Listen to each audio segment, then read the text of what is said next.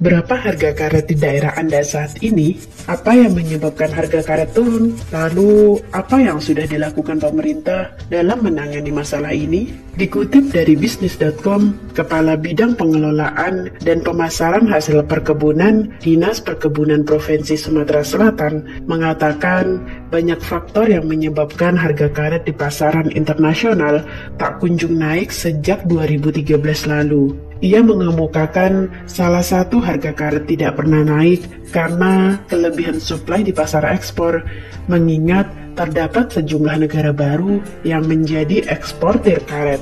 Sebelumnya, produksi karet alam dunia hanya berasal dari 6 negara, yakni Thailand, Indonesia, Vietnam, China, dan Malaysia, dengan pangsa pasar 85,1%. Kemudian, negara produsen baru muncul seperti Myanmar, Laos, dan Kamboja. Menurutnya, kondisi perekonomian Cina yang mengalami penurunan akibat dampak perang dagang dengan Amerika Serikat juga turut mempengaruhi penurunan harga karet. Cina dan India masih merupakan negara net importir karet.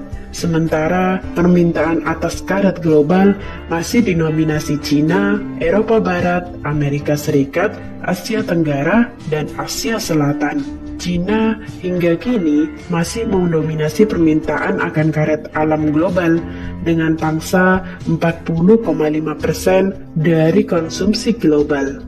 Pertumbuhan ekonomi Cina menjadi faktor utama yang berpengaruh terhadap permintaan karet alam dunia. Sementara situasi saat ini tidak menguntungkan karena adanya perang dagang. Faktor lain yang menyebabkan harga karet anjlok yakni harga karet di pasar berjangka internasional, yakni harga karet yang terbentuk di Singapura menjadi acuan transaksi oleh para pelaku bisnis karet alam. Kemudian, harga karet di pasaran internasional juga tergantung dengan kurs falas, yakni harga komoditas memiliki hubungan dengan nilai tukar mata uang regional terhadap dolar Amerika Serikat. Apabila penguatan kurs dolar Amerika Serikat menjatuhkan nilai tukar mata uang lain, maka akan berpengaruh terhadap harga karet dunia. Lalu, faktor lainnya yakni perkembangan industri otomotif dan ban. Saat ini terjadi penurunan ekonomi global sehingga terjadi penurunan permintaan terhadap mobil, sementara karet alam dikonsumsi sebanyak 70% untuk industri ban dunia. Kemudian, faktor terkini juga sangat mempengaruhi harga karet, yakni kondisi alam itu sendiri. Pada tahun 2017, terjadi bencana banjir di Thailand dalam skala yang cukup besar, sehingga petani sama sekali tidak bisa melakukan penyadapan. Kondisi ini berakibat ketatnya pasokan karet alam ke pasar global yang berdampak pada naiknya harga karet alam. Saat ini juga terjadi serangan penyakit gugur daun yang menyebabkan turunnya produksi karet alam secara signifikan hingga di atas 15%. Pada tahun 2019, harga karet masih di bawah standar, yakni sekitar 1,3 US dollar per kilogram, sehingga harga karet di tingkat petani hanya sekitar 5.000 hingga 7.000 rupiah. Kemudian, data terakhir menunjukkan terjadi penurunan ekspor karet Sumatera Selatan pada Mei 2019 sebesar 22%. Sejalan penurunan produksi karet provinsi itu yang menyusut hingga 40%, menjadi 583.000 ton per kuartal 1 2019. Padahal pada tahun 2017 hingga 2018, produksi karet secara kuartal berada di kisaran 971.000 ton. Lalu, apa saja perbaikan yang telah dilakukan pemerintah? Dikutip dari website resmi Kementerian Pertanian Republik Indonesia, upaya pemerintah untuk meningkatkan harga karet yang sempat turun terus dilakukan, salah satunya dengan mengatur ekspor karet, sehingga stok karet di pasar internasional dapat dikendalikan. Pengendalian termasuk pengurangan pasokan akan menggerek harga karet di pasaran dunia, yang berimbas pada harga karet di dalam negeri itu sendiri. Hal ini diungkapkan oleh Direktur Jenderal Perkebunan saat menyerahkan bantuan pertanian kepada petani di Kabupaten Sarawangun, Jambi. Indonesia sendiri merupakan produsen karet nomor 2 di dunia, namun tidak bisa menentukan harga. Oleh karenanya, pemerintah Indonesia menginisiasi kesepakatan dengan Thailand dan Malaysia untuk meningkatkan harga karet di pasaran dunia. Produksi tiga negara ini sama dengan produksi 70% karet dunia. Jadi, Indonesia membuat kesepakatan untuk membatasi ekspor agar karet dunia berkurang. Jika barang di pasar langka, maka barang akan meningkat. Dalam pertemuan itu, disepakati untuk mengurangi ekspor sebesar 240.000 ton. Hal tersebut bisa dibilang cukup efektif untuk menaikkan harga.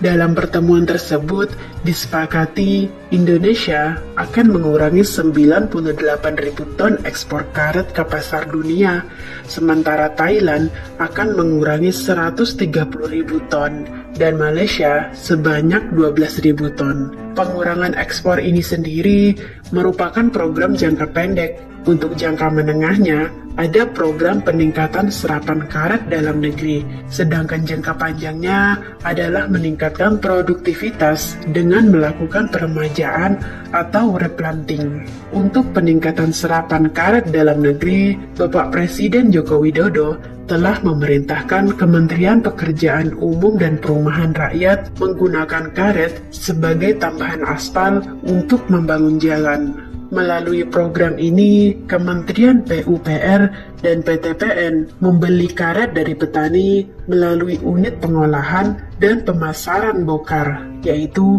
bahan bokar, bahan olahan karet, atau UPPB, dengan harga di atas 9.000 per kilogramnya. Harganya termasuk berpotensi meningkat lagi seiring peningkatan kualitas karet yang dihasilkan. Selain itu, pemerintah juga terus mendorong peningkatan serapan karet oleh dunia industri.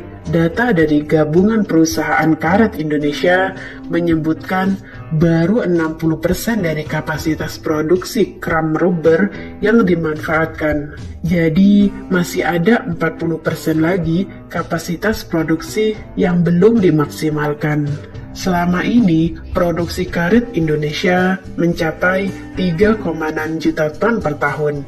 Namun, konsumsi dalam negeri sendiri baru mencapai 650.000 ton per tahunnya.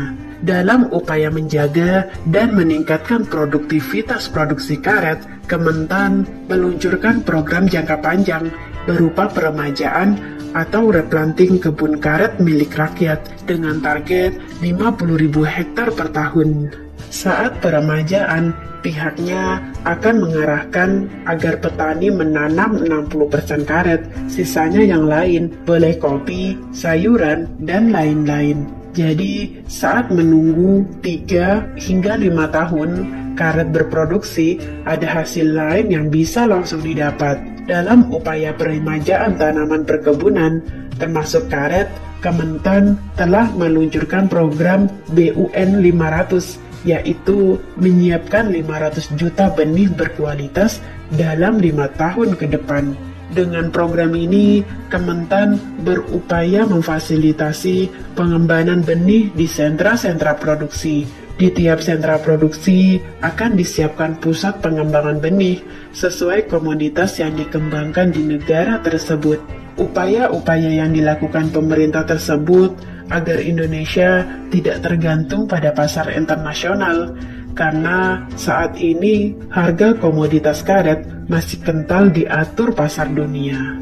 Ada pula berita dari Provinsi Kalimantan Timur. Dikutip dari website Dinas Perkebunan Provinsi Kalimantan Timur, setelah mengalami penurunan hingga 70%, harga karet mentah di tingkat petani saat ini tembus 12.000 per kilogram.